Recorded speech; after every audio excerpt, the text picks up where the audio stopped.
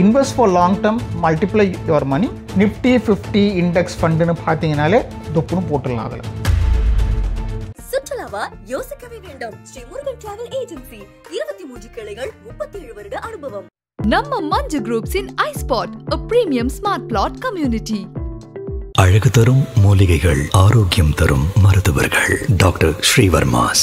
எஸ்ஐபியில் invest பண்ணுறவங்கள பார்த்தீங்கன்னா market ஏறினாலோ இறங்கினாலோ அதை பற்றி எனக்கு கவலையே இல்லை. நான் மாதம் மாதம் போட போகிறேன் அப்படிங்கிறத அவங்க போட்டுக்கிட்டே இருப்பாங்க. ஸோ இதனால தான் மார்க்கெட் என்ன தான் பாதாளத்தில் இருந்தாலும் எஸ்ஐபியில் போடுறவங்க பீப்புள் ஒன்ட் ஹெசிடேட். அதாவது ரிட்டையர்மெண்ட் ஆனவங்க எஸ்ஐபியில் போடுறதுக்கு பதிலாக they will put it in SWP, systematic withdrawal plan. Flexi கேப்னு எடுத்துக்கிட்டால் ஒரு இதுலேருந்து எடுத்து எது பர்ஃபார்ம் பண்ணுதோ அதில் போடுவாங்க. இந்த ஒரு ஃப்ளெக்சிபிலிட்டி இருக்கிறதுனாலையும் it's called as flexi cap. Flexi cap வந்து என் பணம் எனக்கு வேகமாக வளரணும் அப்படிங்கிறதுக்காக பண்ணுறது. நிஃப்டி 50, BSE சென்செக்ஸ் அப்படின்னா அந்த ஒரு 30 ஸ்டாக் 50 ஸ்டாக்லேயே உங்களுக்கு லார்ஜ் கேப் இருக்குது, ஸ்மால் கேப் இருக்குது, மிட் கேப் இருக்குது. உங்களுக்கு ஐடி செக்டார் இருக்குது, ரியல் எஸ்டேட் செக்டார் இருக்குது, ரயில்வேஸ் செக்டார் இருக்குது. இந்த நேரத்தில் நான் வந்து இந்த செக்டாருக்கு போவேன், அந்த செக்டாருக்கு போவேன் அப்படின்னு சொல்கிறதெல்லாம் it's not right now. Invest for long term and multiply your money. நீங்கள் மார்க்கெட்டை டைமே பண்ணாதீங்க. எப்போ கையில் காசு இருக்கோ போட்டுட்டு அமைதியாக இருங்க. இப்போ அதே மாதிரி NFO நியூ ஃபண்ட் ஆஃபர் வந்ததுன்னா என்ன மாதிரி ஃபண்டுங்கிறத அதை ஃபஸ்ட்டு பாருங்கள். எதில் இன்வெஸ்ட் பண்ண போகிறாங்க அப்படிங்கிறத பாருங்கள்.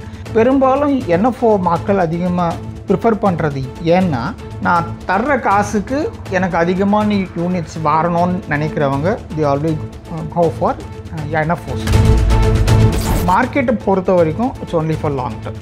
லாங் டேர்ம் அப்படின்னு நீங்கள் நினைக்கும் பொழுது மார்க்கெட்டில் தாராளமாக உங்கள் பணத்தை நீங்கள் போடலாம். ஆனால் வணக்கம் சார். வணக்கம். சரி, இப்போது ஆம்ஃபி அப்படிங்கிற ஒரு டேட்டா வந்து வெளியாகியிருக்கு. இந்த டேட்டா அப்படிங்கிறது வந்து பார்த்தீங்கன்னா மியூச்சுவல் ஃபண்ட்ஸ் இன்வெஸ்ட்மெண்ட்ஸில் என்ன நடந்துகிட்ருக்கு அப்படிங்கிறத நம்ம வந்து அதில் வந்து தெரிஞ்சுக்கலாம். ஒரு பக்கம் மார்க்கெட் வந்து லாஸ்ட்டு செப்டம்பர்லேருந்து விழுந்து வண்ணம் அப்படி தான் இருக்குது. எல்லாரோட எக்ஸ்பெக்டேஷன் அப்படிங்கிறது மார்க்கெட் எப்போ ரெக்கவர் ஆகும்னு.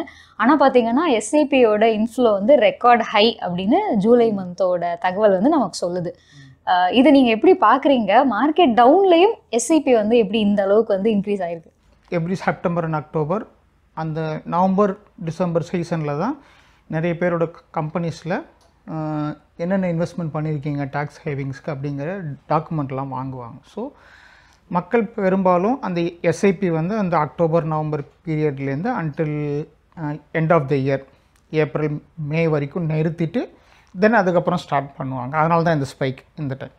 ஸோ இப்போது என்ன ஆகுதுன்னா, இந்த எஸ்ஐபிஎல் அவங்க ஸ்டாப் பண்ணிதுனதுனால மார்க்கெட்டுக்கு இன்ஃப்ளோ கம்மியானதுனால மார்க்கெட் இறங்கினதுனால there are lot many reasons. But main reason அப்படின்னா லாஜிக்கலாக இதுதான். அதாவது என் கம்பெனியில் சம்பளம் வாங்குகிறேன், அது வாங்கிறதுக்கான டேக்ஸ் எக்ஸம்ஷன்ஸ் நான் வந்து கிளைம் பண்ணணுன்னா அதுக்குண்டான இன்வெஸ்ட்மெண்ட்ஸை நான் பண்ணி ஆகணும். அதுக்கு எனக்கு காசு வேணும். அந்த காசை நான் எதுலேருந்து எடுப்பேன்? இதில் இருந்தால். ஸோ இந்த டாக்குமெண்ட்ஸ் எல்லாம் சப்மிட் பண்ணி முடித்த பிறகு மார்ச்சில் நிறைய பேருக்கு பாதி சம்பளம் தான் வரும். ஸோ இதனாலேயும் மார்ச்சில் இன்வெஸ்ட் பண்ண முடியாது. ஸோ மார்ச் முடிஞ்சதும் ஏப்ரல் மாதத்துலேருந்து ஓகே இப்போ எதாவது கடன் எக்ஸ்ட்ரா வாங்கியிருந்தேன்னா அந்த ஏப்ரல் மே இந்த மாதத்தில் அது எல்லாத்தையும் தந்துட்டு I will start my investment again இன் ஜூலை அப்படின்னு ஆரம்பிப்பாங்க. ஜூன் ஜூலையில் எப்போவுமே இந்த ஒரு ஸ்பைக் இருக்கும். அது மார்க்கெட் இறங்குதோ இல்லை இறங்கலையோ டசன்ட் மேட்டர். எஸ்ஐபியில் இன்வெஸ்ட் பண்ணுறவங்கள பார்த்தீங்கன்னா they won't wait until the market is up or down. Market ஏறினாலோ இறங்கினாலோ அதை பற்றி எனக்கு கவலையே இல்லை. நான் மாதம் மாதம் போட போகிறேன் அப்படிங்கிறத அவங்க போட்டுக்கிட்டே இருப்பாங்க. ஸோ இதனால தான் மார்க்கெட் என்ன தான் பாதாளத்தில் இருந்தாலும் எஸ்ஐபியில் போடுறவங்க பீப்புள் ஒன்ட் ஹெசிடேட். இப்போது சார் நம்ம இந்த லாஸ்ட் மந்த் டேட்டா மட்டும் எடுத்து பார்த்தா ரெக்கார்ட் ஹை, இது வரைக்கும் இல்லாத அளவுக்கு இந்த ரெக்கார்ட் ஹை அப்படிங்கிறது இருக்கு இல்லையா? இதுக்கு என்னென்ன மாதிரியான ரீசன்ஸ்லாம் இருக்கலாம்னு நினைக்கிறீங்க? இந்த வருஷம் மட்டும் ரெக்கார்ட் ஹை அப்படின்னு சொல்லி பார்த்தோன்னா தெர் ஆர் மெனி அன்எம்ப்ளாய்மெண்ட் அந்த மாதிரிலாம் நிறைய வாழ்ந்துச்சு அப்படின்னு சொல்லலாம். That's number 1. அதுக்கப்புறம் இந்த டைம் வந்து ரிட்டையர்மெண்ட் ஃபண்ட்ஸ் வந்து நிறைய ஃப்ளோ ஆனதாக இன்னொரு தகவல் ஒன்று சொல்லுது. அதாவது ரிட்டையர்மெண்ட் ஆனவங்க இப்போது எஸ்ஐபியில் போகிறதுக்கு பதிலாக they will put it in SWP, systematic withdrawal plan. இப்போது இந்த மாதிரி நிறைய ரிட்டையர்மெண்ட் இதனால் வந்ததுனால இப்போ என்ன ஆகுதுன்னா mostly due to the retirement funds. And secondly FII ஸ்ட்ரெயிட்டாக அவங்க இந்தியாவுக்கு வரும்பொழுது அந்த ஊர் பென்ஷன் ஃபண்ட்ஸ் எல்லாம் maximum they will start only with the mutual funds. அதில் தான் ரிஸ்க் இல்லாமல் ஆரம்பிப்பாங்க, கன்சர்வேட்டிவாக இருக்கிறவங்க. இப்போ அந்த மாதிரி இந்தியா இஸ் அன் எமர்ஜிங் மார்க்கெட்டுங்கிறதுனால இந்த time it's in record low. Last time இந்த டைம் வந்து ரெக்கார்ட் ஹைன்னு பார்க்குறத விட இதை எதுக்கு அகேன்ஸ்டாக நம்ம கம்பேரிசன் பண்ணுறோம் அப்படிங்கிறத பார்க்கணும். லாஸ்ட் இயரோட அதுக்கு ப்ரீவியஸ் இயரோட 2021 தான் இதை கம்பேரிசனே பண்ணுறோம். 2021 எந்த மாதிரி பீரியடு? அப்போ தான் கோவிடெல்லாம் முடிஞ்சு எல்லோரும் வெளியே வர ஆரம்பித்த டைம். நிறைய பேருக்கு வேலை போயிருந்தது. ஸோ பீப்புள் வந்து அவங்க கையில் இருக்க பணத்தை வேறு எங்கேயும் போடாமல் தி வெயிட்டட். ஸோ 4 வருஷம் கழித்து ஓகே உள்ள நுழையலாம் அப்படின்னு லாங் டேர்ம் இன்வெஸ்டர்ஸ் கொஞ்சம் லைஃப் ஸ்டேபிள் ஆயிடுச்சு 4 இயர்ஸில். ஸோ இப்போ உள்ளார நுழையலாம் அப்படின்னு வந்ததும் இன்னொரு காரணம். இந்த மந்த் டேட்டா பொறுத்த வரைக்கும் சார் நிறைய தகவல்கள் நமக்கு வந்து என்ன வந்திருக்கு அப்படின்னு பார்த்தீங்கன்னா sectoral, multi asset and flexi gap இதில் வந்து நிறைய பேர் முதலீடு பண்ணியிருக்காங்க அப்படிங்கிற மாதிரி நம்ம பார்க்குறோம். மெஜாரிட்டி இங்கே தெரிஞ்சதுன்னு பார்த்தீங்கன்னா small cap, large cap, mid cap தான் இருக்குது. இதை தாண்டி இந்த 3த்தில் இன்வெஸ்ட் பண்ணுறதுக்கான காரணம் என்ன? ஒருவேளை இது வந்து இதில் இன்வெஸ்ட் பண்ணுறதுக்கான சரியான நேரமா? இப்போது மல்டி கேப்புன்னு எடுத்துக்கிட்டால் ஸ்மாலு, மிட் அண்ட் லார்ஜ் இது 3த்தில் தான் அவங்க பணத்தையே போடுவாங்க. அதே மாதிரி ஃப்ளெக்ஸி கேப். பட் மல்டி கேப்பில் இந்த ஸ்மால் கேப்பில் இத்தனை பர்சன்டேஜ் போடுறேன், லார்ஜ் கேப்பில் இத்தனை பர்சன்டேஜ் போடுறேன், மிட் கேப்பில் இத்தனை பர்சன்டேஜ் போடுறேங்கிற அந்த பர்சன்டேஜ் வந்து கான்ஸ்டண்ட்டாக இருக்கும். இப்போ 1000 ரூபா போடுறேன் அப்படின்னு சொன்னால் அந்த 1000 33% இதில், 40% இதில், பாக்கி இருக்கிற 27% இன்னொன்றுத்தில் அப்படின்னு போடுறது ஸ்டாண்டர்டாக இருக்கும். அந்த பர்சன்டேஜ் வந்து மாறவே மாறாது. இப்போது ஃப்ளெக்ஸி கேப்புன்னு எடுத்துக்கிட்டால் இந்த பர்சன்டேஜ் ஆஃப் இந்த அலோகேஷன் சொன்னேன் இல்லையா, இது வந்து அப்பப்போ மாறுபடும்.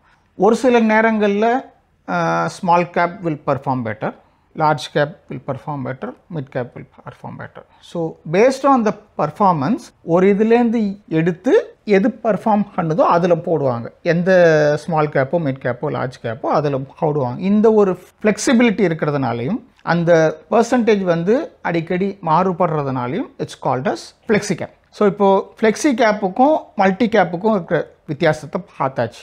இப்போ அதே வார்த்தையில் இருக்கிற இன்னொரு மல்டி அசட்டுன்னு சொன்னீங்க. மல்டி அசட்னா என்ன? மல்டி கேப் வந்து they will invest only in stock market. Whereas multi asset அப்படின்னா stock is an asset, gold is an asset, bond is an asset, real estate is an asset. So multi அசட்னா அதே fund stock மார்க்கெட்லேயும் போடுவாங்க, கோல்டும் வாங்குவாங்க, பாண்டுலேயும் போடுவாங்க, அதே மாதிரி real எஸ்டேட்லையும் invest பண்ணுவாங்க. இதுதான் மல்டி அசட். மல்டி கேப்புங்கிறது உங்களுடைய மணி அப்ரிசியேஷனுக்காக பண்ணுறது. Multi cap and flexi cap வந்து என் பணம் எனக்கு வேகமாக வளரணும் அப்படிங்கிறதுக்காக பண்ணுறது. வேறஸ் மல்டி அசட் வந்து நான் போடுற பணத்தில் அதிகமான ஏற்றத்தாழ்வுகள், இறக்கங்கள், ஸ்பைக்ஸ் இருக்கக்கூடாது. அப்போர்ட் ஸ்பைக்காக இருக்கட்டும், இல்லை டவுன்வர்ட் ஸ்பைக்காக இருக்கட்டும். அப்போர்ட் ஸ்பைக்குனா எனக்கு பிரச்சனை இல்லை, நான் ஜாலியாக இருப்பேன்.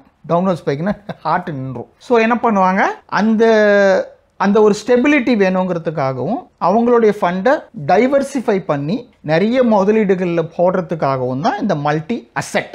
மல்டி கேப் வேறு, மல்டி அசெட் வேறு. மல்டி கேப்பில் ஸ்டாக் மார்க்கெட் இன்வெஸ்ட்மெண்ட்ஸ் மட்டும்தான், small, mid and large cap. Multi அசெட்டில் across multiple assets, stock market, gold, real estate ஒரு whatever it is. Multi கேப்பை பொறுத்த வரைக்கும் அண்ட் ஃப்ளெக்ஸி கேப்பை பொறுத்த வரைக்கும் அண்ட் மல்டி கேப்பை பொறுத்த வரைக்கும் இதுதான் ரைட்டான டைமுங்கிறதே கிடையாது. ஸோ ஒவ்வொன்றும் it serves different kind of a people, different type of people who have different types of இது.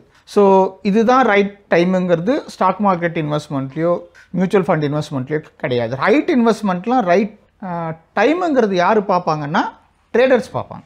எங்களை மாதிரி ட்ரேடர்ஸ் பார்ப்பாங்க. ஓகே, இந்த டைமில் உள்ள நுழையலாமா, இந்த டைமில் வாங்கலாமா, இந்த இதில் விற்கலாமா அப்படிங்கிறது நாங்கள் தான் பார்ப்போமே தவிர லாங் டேர்ம் இன்வெஸ்டர்ஸ் பார்க்க மாட்டாங்க. So if you want to invest for long term and multiply your money, நீங்கள் மார்க்கெட்டை டைமே பண்ணாதீங்க. எப்போ கையில் காசு இருக்கோ போட்டுட்டு அமைதியாக இருங்க, அவ்வளோதான். சரி, இப்போ நம்ம டேட்டாவில் ஒரு விஷயம் நல்லா தெரியுது அப்படின்னு பார்த்தா, மியூச்சுவல் ஃபண்ட் இன்வெஸ்ட்மெண்ட்டை நோக்கி நிறைய பேர் வந்து இப்போது வர ஆரம்பிச்சிருக்காங்க.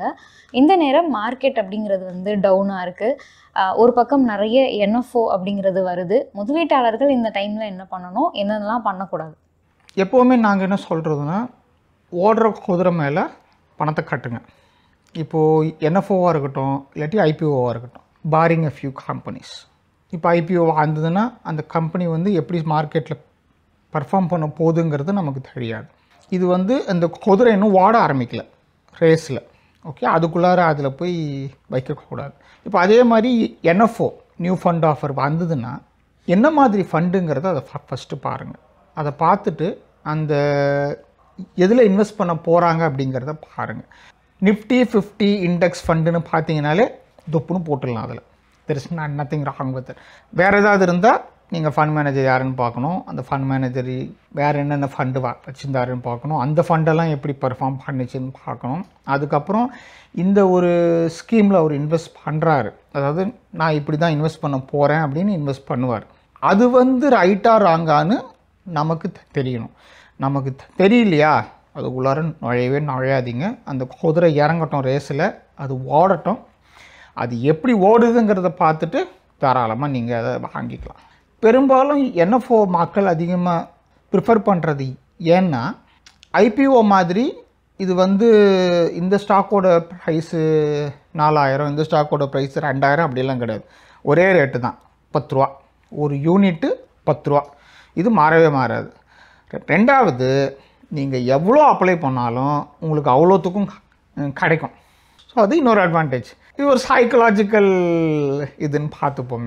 சரி, நான் அப்ளை பண்ணேன், எனக்கு கிடைச்சிச்சு அப்படின்னு ஒரு சந்தோஷம். இதுக்காக தான் பெரும்பாலும் அந்த ஒரு யூனிட் வந்து 10 ரூபாய்க்கு, that's the cheapest it can go in and NFO. அது இன்ட்ரடியூஸ் பண்ணப்புறம் மார்க்கெட் இறங்கும்போது அந்த யூனிட் வந்து 4 ரூபா, 5 ரூபா, 6 ரூபாலாம் வர்றதுக்கான வாய்ப்புகள் இருக்குது. அதை விட this is the lowest I can buy கன்ஃபார்ம்டாக அப்படிங்கிறதுனால, நான் தர்ற காசுக்கு எனக்கு அதிகமான யூனிட்ஸ் வரணும்னு நினைக்கிறவங்க தி ஆல்வேஸ் கோ ஃபார் என்எஃப்ஓஸ். அதிகமான யூனிட் உங்களுக்கு எப்போ அட்வான்டேஜஸாக வரும்னு பார்த்தீங்கன்னா, டிவிடெண்டு இல்லாட்டி போனஸ் மாதிரி தருவோம். ஸோ அப்போ தான் இப்போ உங்களுக்கு அட்வான்டேஜஸாக அது இருக்கும். ஸோ இந்த மாதிரி மக்கள் வந்து என்எஃப்ஓக்கு போயிடுவாங்க. Rest of them stick with the normal funds. இப்போ வரைக்கும் இருக்க மார்க்கெட் சினாரியோவில் நான் வந்து என் பணத்தை மார்க்கெட்டில் போடலாமா வேணாமா அப்படிங்கிறது ஒரு டவுட் இருக்கும். மார்க்கெட்டை பொறுத்த வரைக்கும் it's only for long term. Long term அப்படின்னு நீங்கள் நினைக்கும் பொழுது மார்க்கெட்டில் தாராளமாக உங்கள் பணத்தை நீங்கள் போடலாம். ஆனால் எதில் போடலாம் அப்படிங்கிறதுல ஒரு இது இருக்குது. எல்லாருக்கும் பயன்படுற ஒரு யூஸ்ஃபுல் ஃபார்முலா என்னென்னா இண்டெக்ஸ். நிஃப்டி 50, பிஎஸ்சி சென்செக்ஸ் அப்படின்னா அந்த ஒரு 30 ஸ்டாக் 50 ஸ்டாக்லேயே உங்களுக்கு லார்ஜ் கேப் இருக்குது, ஸ்மால் கேப் இருக்குது, மிட் கேப் இருக்குது. உங்களுக்கு ஐடி செக்டார் இருக்குது, ரியல் எஸ்டேட் செக்டார் இருக்குது, ரயில்வேஸ் செக்டார் இருக்குது, எல்லாமே இருக்குது. It encompasses each and every thing the market has. So இந்த மாதிரி அதிகமாக எனக்கு ரிசர்ச் பண்ணுறதுக்கெலாம் எனக்கு நேரம் இல்லை, இதெல்லாம் பார்த்துட்டு இருக்கிறதுக்கு எனக்கு நேரம் இல்லை அப்படின்னு நினைக்கிறவங்க நிஃப்டி 15 தேடுங்க, இல்லாட்டி சென்செக்ஸ்ன்னு தேடுங்க, இல்லாட்டி டாப் 100 அந்த மாதிரி தேடுங்க. உள்ளார பணத்தை போட்டுட்டு ஜாலியாக இருங்க. அதை விட்டுட்டு இந்த நேரத்தில் நான் வந்து இந்த செக்டாருக்கு போவேன், அந்த செக்டாருக்கு போவேன் அப்படின்னு சொல்கிறதெல்லாம் it's not right now considering the global scenario. Okay, ஒரு சில அதிமேதாவிகள்லாம் அவங்க நாட்டுக்கு அவங்க செய்கிறதான் சரின்னு நினச்சி பண்ணிகிட்ருக்காங்க, யூனோஹோ. ஸோ இந்த மாதிரி நேரத்தில் டோன்ட் கோ ஃபார் செக்டார். ஏன்னா அந்த டேரிஃப் இஷ்யூனால் எந்தெந்த செக்டார்ஸ் அஃபெக்ட் ஆகும் அப்படிங்கிறது இட்ஸ் ஸ்டில் நாட் கிளியர். இப்போது நம்ம சைட்லேருந்து நாம் எந்த மாதிரி ஒரு ரிப்ளை தரணுன்றது இப்போதைக்கு silence is the best reply. ஓகேவா, நீ கத்திட்டு கடை, இன்னொரு 3 வருஷம் தான், நீ அதுக்கப்புறம் இருக்க மாட்டேன், உன்னால் நினச்சாலும் ஆட்சிக்கு வர முடியாது. ஸோ கத்திட்டு போ. நாம் we are focusing on the long term basis. So இந்த மாதிரி நாய்ஸ் எல்லாத்தையும் அவாய்ட் பண்ணிவிட்டு இருக்கிறதுனா that's the best. And within the best உங்களுக்கு இண்டெக்ஸ் ஃபண்டு இல்லாட்டி ஃப்ளெக்ஸி கேப், இது ரெண்டு தான் it's best always. Any time, any day, any situation, market ஏறுது, மார்க்கெட் டாப் மோஸ்ட்டில் இருக்குது, மார்க்கெட் பாட்டம் மோஸ்ட்டில் இருக்குது. இண்டெக்ஸ் இதுதான். Index and flexi. கண்ணை மூடிட்டு போட்டுட்டு நீங்கள் அமைதியாக இருக்கலாம். அதுதான் பெஸ்ட் ஐடியா. சுற்றுலாவா யோசிக்கவே வேண்டாம். ஸ்ரீ முருகன் டிராவல் ஏஜென்சி 23 கிளைகள், 37 வருட அனுபவம். நம்ம Manju groups in iSpot, a premium smart plot community. அழகு தரும் மூலிகைகள், ஆரோக்கியம் தரும் மருத்துவர்கள். டாக்டர் ஸ்ரீவர்மாஸ்.